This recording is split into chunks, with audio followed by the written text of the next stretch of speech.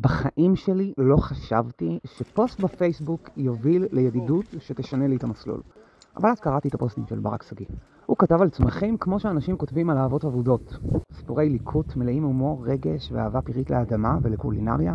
וזה חדר לי ללב, בלי לבקש רשות. וככה נרקמה בינינו ידידות דרך מילים. ואני עורכת וידאו קשוחה שרגילה לחשוב בפריימים. פתאום רציתי לצאת החוצה, ללקט, להדריך, לנשום. אז כן, עשיתי טעות והלכתי ללמוד במקום אחר. אבל ברק לא סגר את הדלת, והוא לא אמר לי, אמרתי לך, הוא פשוט היה שם.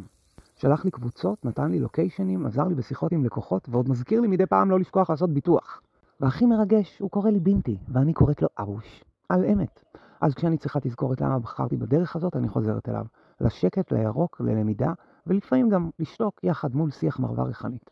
אם אתם מרגישים שמשהו בכם נמשך לזה, קורס הליקוט של ברק שגיא זה לא עוד קורס, זה מפגש עם מורה שיכול להפוך לאבא רוחני. בלי פוזה והרבה לב.